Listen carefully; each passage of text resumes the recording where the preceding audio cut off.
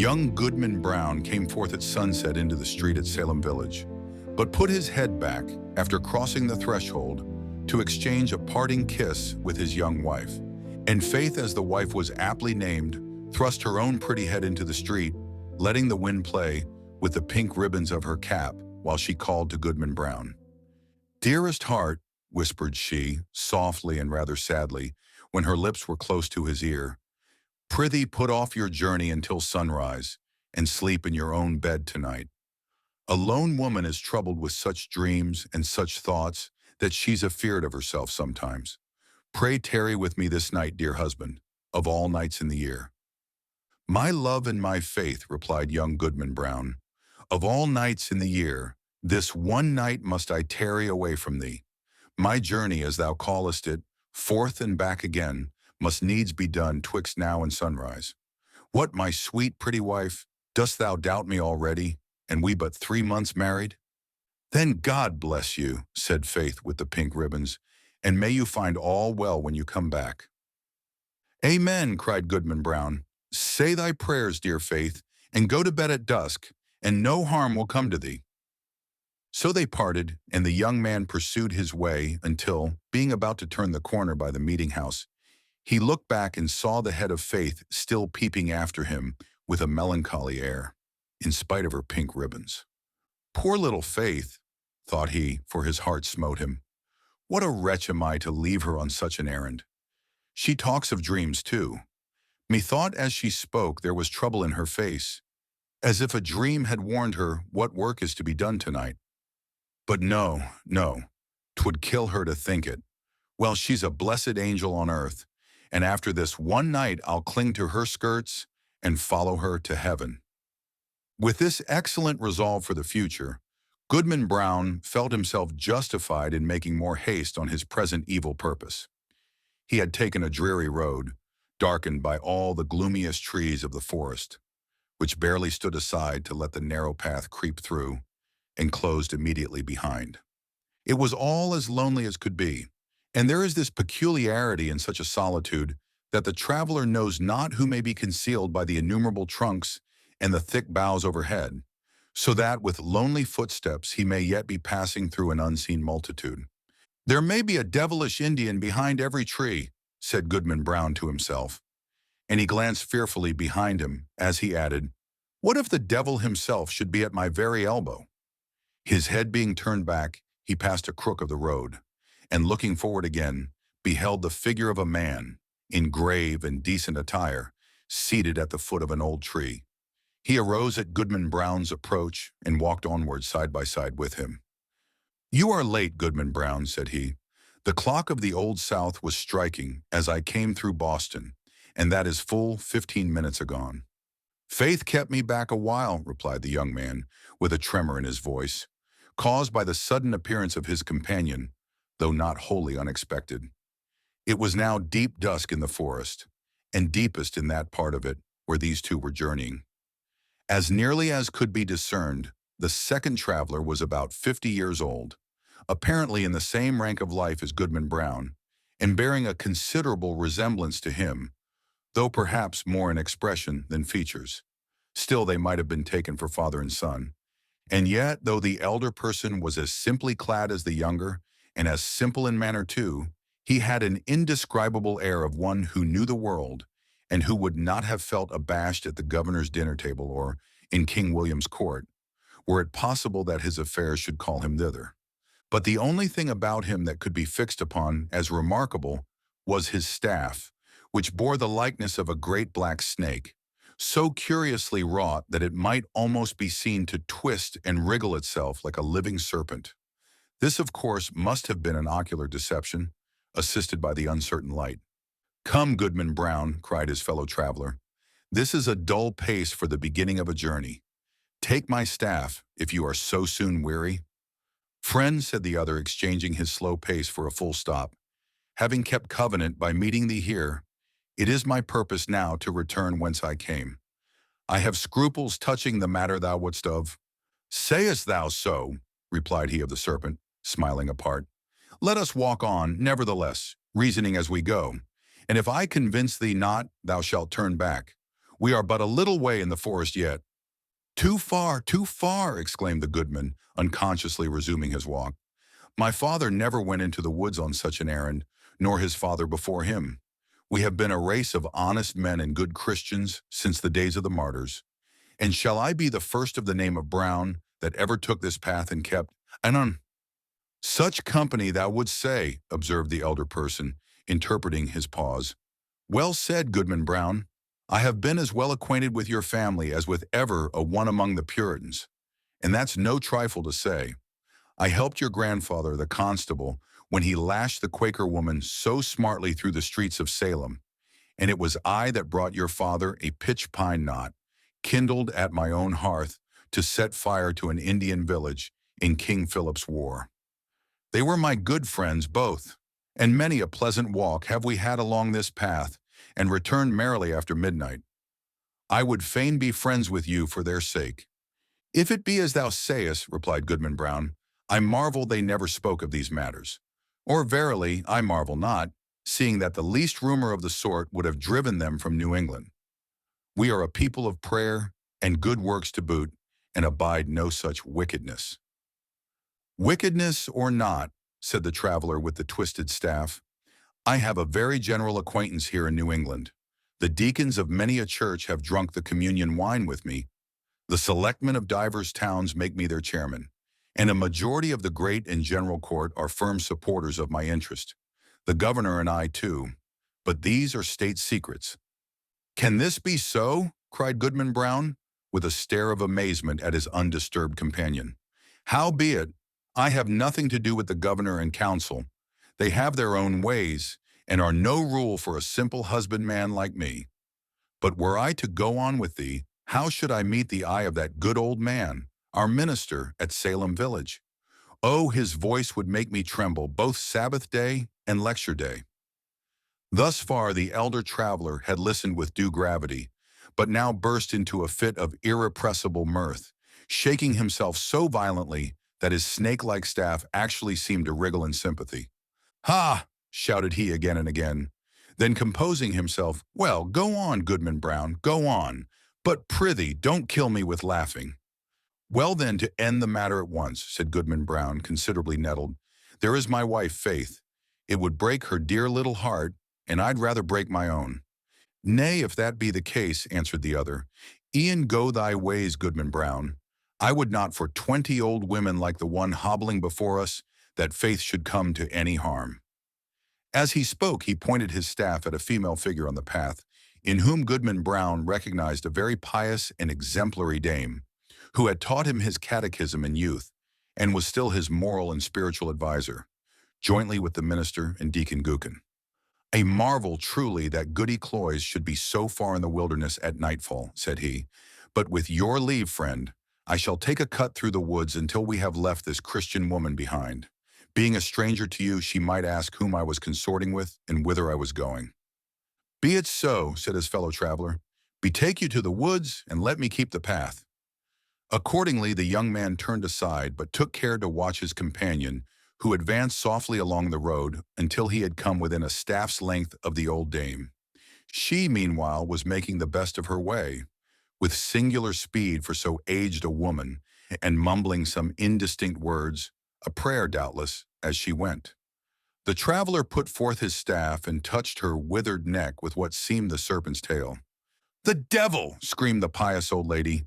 "Then Goody Cloyes knows her old friend?" observed the traveler, confronting her and leaning on his writhing stick. "Ah, forsooth, and is it your worship indeed?" cried the good dame. "Yea, truly is it, and in the very image of my old gossip, Goodman Brown, the grandfather of the silly fellow that now is. But would your worship believe it? My broomstick hath strangely disappeared, stolen, as I suspect, by that unhanged witch, Goody Cory, and that too when I was all anointed with the juice of smallage and cinquefoil and wolf's bane, mingled with fine wheat and the fat of a newborn babe," said the shape of old Goodman Brown. "Ah, your worship knows the recipe," cried the old lady, cackling aloud. "So as I was saying, being all ready for the meeting, and no horse to ride on, I made up my mind to foot it, for they tell me there is a nice young man to be taken into communion tonight. But now your good worship will lend me your arm, and we shall be there in a twinkling." "That can hardly be," answered her friend. "I may not spare you my arm, Goody Cloys, but here is my staff, if you will." So saying, he threw it down at her feet, where, perhaps, it assumed life, being one of the rods which its owner had formerly lent to the Egyptian magi. Of this fact, however, Goodman Brown could not take cognizance. He had cast up his eyes in astonishment, and looking down again, beheld neither Goody Cloys nor the serpentine staff, but his fellow traveler alone, who waited for him as calmly as if nothing had happened. "That old woman taught me my catechism," said the young man, and there was a world of meaning in this simple comment. They continued to walk onward, while the elder traveler exhorted his companion to make good speed and persevere in the path, discoursing so aptly that his arguments seemed rather to spring up in the bosom of his auditor than to be suggested by himself. As they went, he plucked a branch of maple to serve for a walking stick and began to strip it of the twigs and little boughs, which were wet with evening dew. The moment his fingers touched them, they became strangely withered and dried up, as with a week's sunshine. Thus the pair proceeded, at a good free pace, until suddenly, in a gloomy hollow of the road, Goodman Brown sat himself down on the stump of a tree and refused to go any farther. "Friend," said he stubbornly, "my mind is made up. Not another step will I budge on this errand. What if a wretched old woman do choose to go to the devil when I thought she was going to heaven? Is that any reason why I should quit my dear faith and go after her?" "You will think better of this by and by," said his acquaintance composedly. "Sit here and rest yourself a while, and when you feel like moving again, there is my staff to help you along." Without more words, he threw his companion the maple stick, and was as speedily out of sight as if he had vanished into the deepening gloom. The young man sat a few moments by the roadside, applauding himself greatly, and thinking with how clear a conscience he should meet the minister in his morning walk, nor shrink from the eye of good old Deacon Gookin. And what calm sleep would be his that very night, which was to have been spent so wickedly, but so purely and sweetly now, in the arms of faith. Amidst these pleasant and praiseworthy meditations, Goodman Brown heard the tramp of horses along the road, and deemed it advisable to conceal himself within the verge of the forest, conscious of the guilty purpose that had brought him thither, though now so happily turned from it. On came the hoof tramps and the voices of the riders, two grave old voices, conversing soberly as they drew near. These mingled sounds appeared to pass along the road, within a few yards of the young man's hiding place, but owing doubtless to the depth of the gloom at that particular spot, neither the travelers nor their steeds were visible. Though their figures brushed the small boughs by the wayside, it could not be seen that they intercepted, even for a moment, the faint gleam from the strip of bright sky athwart which they must have passed. Goodman Brown alternately crouched and stood on tiptoe, pulling aside the branches and thrusting forth his head as far as he durst without discerning so much as a shadow. It vexed him the more, because he could have sworn, were such a thing possible, that he recognized the voices of the minister and Deacon Gookin, jogging along quietly as they were wont to do when bound to some ordination or ecclesiastical council. While yet within hearing, one of the riders stopped to pluck a switch. "Of the two, Reverend Sir," said the voice like the deacon's, "I had rather miss an ordination dinner than tonight's meeting. They tell me that some of our community are to be here from Falmouth and beyond, and others from Connecticut and Rhode Island, besides several of the Indian powwows, who after their fashion know almost as much deviltry as the best of us. Moreover, there is a goodly young woman to be taken into communion." "Mighty well, Deacon Gookin," replied the solemn old tones of the minister. "Spur up, or we shall be late. Nothing can be done, you know, until I get on the ground." The hoofs clattered again, and the voices talking so strangely in the empty air passed on through the forest, where no church had ever been gathered or solitary Christian prayed. Whither, then, could these holy men be journeying so deep into the heathen wilderness? Young Goodman Brown caught hold of a tree for support, being ready to sink down on the ground, faint and overburdened with the heavy sickness of his heart. He looked up to the sky, doubting whether there really was a heaven above him. Yet there was the blue arch and the stars brightening in it. "With heaven above and faith below, I will yet stand firm against the devil," cried Goodman Brown. While he still gazed upward into the deep arch of the firmament and had lifted his hands to pray, a cloud, though no wind was stirring, hurried across the zenith and hid the brightening stars.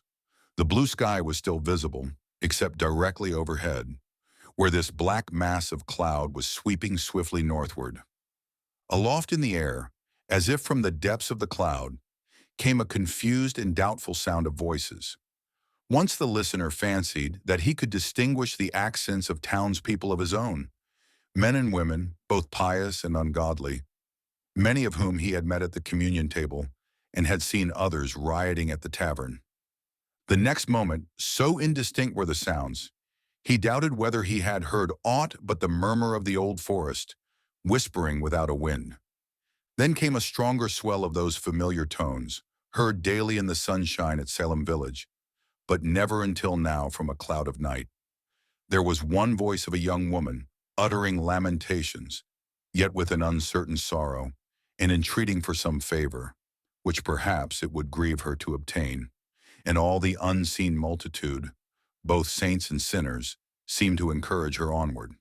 "Faith!" shouted Goodman Brown, in a voice of agony and desperation, and the echoes of the forest mocked him, crying, "Faith! Faith!" as if bewildered wretches were seeking her all through the wilderness.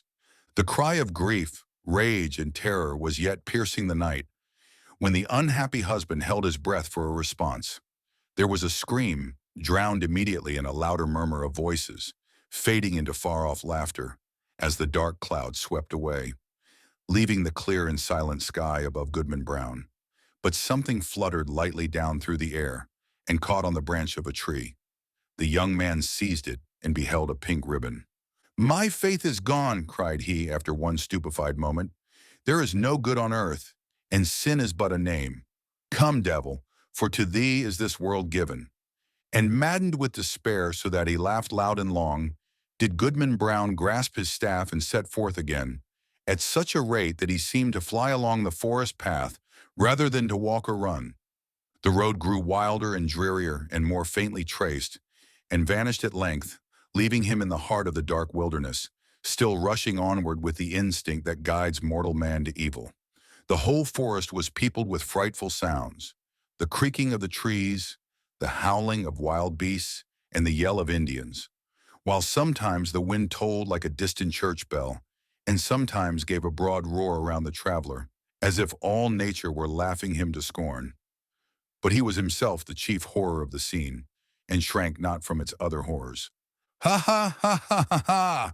roared Goodman Brown when the wind laughed at him. "Let us hear which will laugh loudest. Think not to frighten me with your deviltry. Come witch, come wizard, come Indian powwow, come devil himself, and here comes Goodman Brown. You may as well fear him as he fear you." In truth, all through the haunted forest, there could be nothing more frightful than the figure of Goodman Brown. On he flew among the black pines, brandishing his staff with frenzied gestures, now giving vent to an inspiration of horrid blasphemy, and now shouting forth such laughter as set all the echoes of the forest laughing like demons around him. The fiend in his own shape is less hideous than when he rages in the breast of man. Thus sped the demoniac on his course, until, quivering among the trees, he saw a red light before him, as when the felled trunks and branches of a clearing have been set on fire, and throw up their lurid blaze against the sky at the hour of midnight. He paused in a lull of the tempest that had driven him onward, and heard the swell of what seemed a hymn, rolling solemnly from a distance with the weight of many voices. He knew the tune. It was a familiar one in the choir of the village meeting house. The verse died heavily away and was lengthened by a chorus, not of human voices, but of all the sounds of the benighted wilderness pealing in awful harmony together. Goodman Brown cried out, and his cry was lost to his own ear by its unison with the cry of the desert. In the interval of silence he stole forward until the light glared full upon his eyes. At one extremity of an open space, hemmed in by the dark wall of the forest, arose a rock, bearing some rude natural resemblance either to an altar or a pulpit, and surrounded by 4 blazing pines, their tops aflame, their stems untouched like candles at an evening meeting. The mass of foliage that had overgrown the summit of the rock was all on fire, blazing high into the night and fitfully illuminating the whole field. Each pendant twig and leafy festoon was in a blaze. As the red light arose and fell, a numerous congregation alternately shone forth, then disappeared in shadow and again grew, as it were, out of the darkness, peopling the heart of the solitary woods at once. A grave and dark-clad company, quoth Goodman Brown. In truth they were such. Among them, quivering to and fro between gloom and splendor, appeared faces that would be seen next day at the council board of the province, and others which, Sabbath after Sabbath, looked devoutly heavenward, and benignantly over the crowded pews from the holiest pulpits in the land. Some affirmed that the lady of the governor was there. At least there were high dames well known to her, and wives of honored husbands and widows, a great multitude, and ancient maidens, all of excellent repute, and fair young girls, who trembled lest their mothers should espy them. Either the sudden gleams of light flashing over the obscure field bedazzled Goodman Brown, or he recognized a score of the church members of Salem village famous for their especial sanctity. Good old Deacon Gookin had arrived and waited at the skirts of that venerable saint, his revered pastor. But irreverently consorting with these grave, reputable, and pious people, these elders of the church, these chaste dames and dewy virgins, there were men of dissolute lives and women of spotted fame, wretches given over to all mean and filthy vice, and suspected even of horrid crimes. It was strange to see that the good shrank not from the wicked, nor were the sinners abashed by the saints. Scattered also among their pale-faced enemies were the Indian priests, or powwows, who had often scared their native forest with more hideous incantations than any known to English witchcraft. But where is faith? Thought Goodman Brown, and as hope came into his heart, he trembled. Another verse of the hymn arose, a slow and mournful strain, such as the pious love, but joined to words which expressed all that our nature can conceive of sin and darkly hinted at far more. Unfathomable to mere mortals is the lore of fiends. Verse after verse was sung, and still the chorus of the desert swelled between like the deepest tone of a mighty organ. And with the final peal of that dreadful anthem there came a sound, as if the roaring wind, the rushing streams, the howling beasts, and every other voice of the unconcerted wilderness were mingling and according with the voice of guilty man in homage to the Prince of all. The four blazing pines threw up a loftier flame, and obscurely discovered shapes and visages of horror on the smoke wreaths above the impious assembly. At the same moment the fire on the rock shot redly forth and formed a glowing arch above its base, where now appeared a figure. With reverence be it spoken, the figure bore no slight similitude, both in garb and manner, to some grave divine of the New England churches. "Bring forth the convert," cried a voice that echoed through the field and rolled into the forest.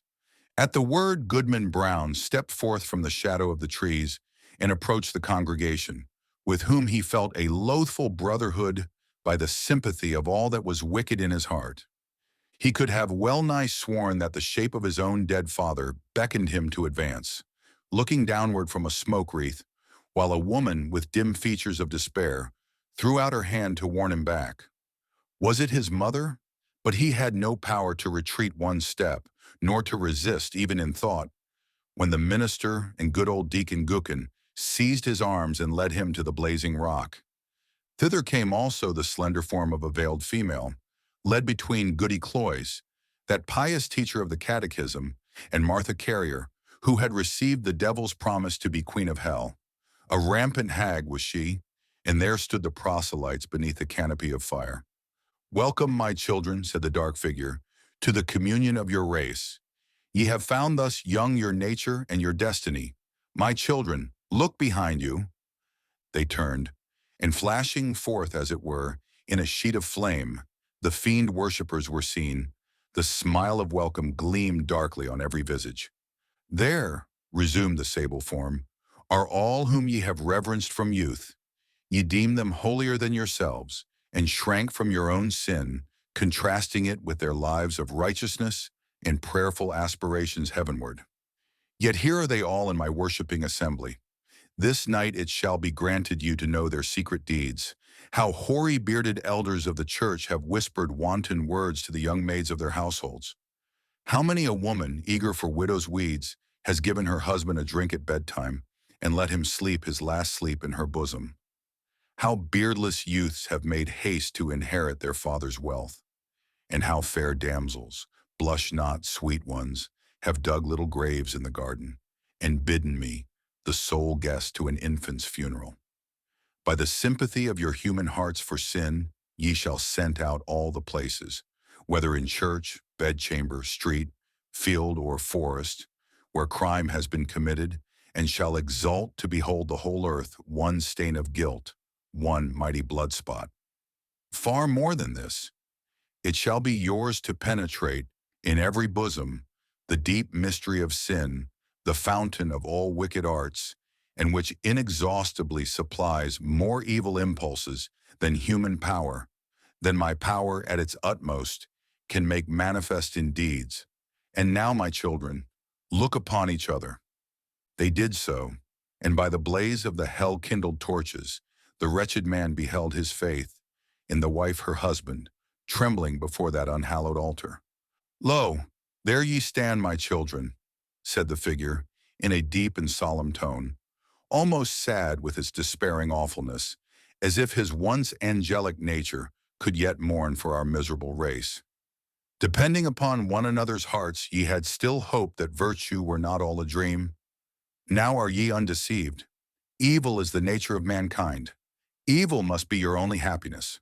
Welcome again, my children, to the communion of your race. Welcome, repeated the fiend worshippers, in one cry of despair and triumph. And there they stood, the only pair, as it seemed, who were yet hesitating on the verge of wickedness in this dark world.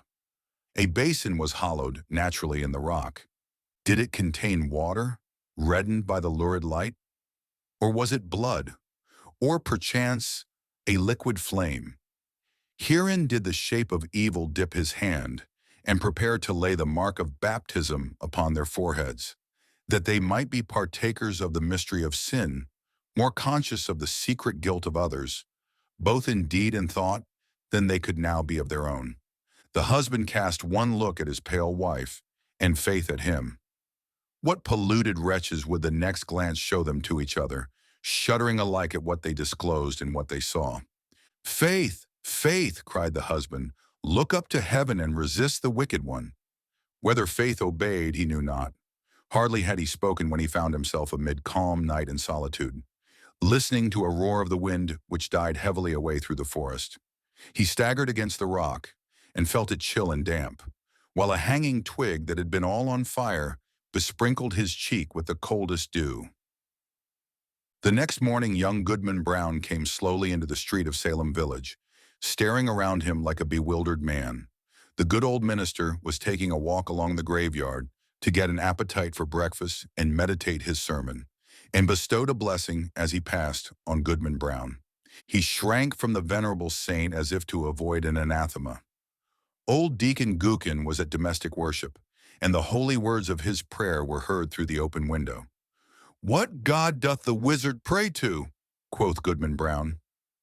Goody Cloyes, that excellent old Christian, stood in the early sunshine at her own lattice, catechizing a little girl who had brought her a pint of morning's milk. Goodman Brown snatched away the child as from the grasp of the fiend himself. Turning the corner by the meeting house, he spied the head of Faith with the pink ribbons, gazing anxiously forth, and bursting into such joy at sight of him that she skipped along the street and almost kissed her husband before the whole village. But Goodman Brown looked sternly and sadly into her face and passed on without a greeting. Had Goodman Brown fallen asleep in the forest and only dreamed a wild dream of a witch meeting? Be it so if you will, but alas, it was a dream of evil omen for young Goodman Brown. A stern, a sad, a darkly meditative, a distrustful, if not a desperate man, did he become from the night of that fearful dream. On the Sabbath day, when the congregation were singing a holy psalm, he could not listen because an anthem of sin rushed loudly upon his ear, and drowned all the blessed strain. When the minister spoke from the pulpit with power and fervid eloquence, and, with his hand on the open Bible, of the sacred truths of our religion, and of saint-like lives and triumphant deaths, and of future bliss or misery unutterable, then did Goodman Brown turn pale, dreading lest the roof should thunder down upon the gray blasphemer and his hearers. Often, waking suddenly at midnight, he shrank from the bosom of faith, and at morning or eventide when the family knelt down at prayer, he scowled and muttered to himself, and gazed sternly at his wife, and turned away. And when he had lived long, and was borne to his grave a hoary corpse, followed by faith, an aged woman, and children and grandchildren, a goodly procession, besides neighbors not a few, they carved no hopeful verse upon his tombstone, for his dying hour was gloom.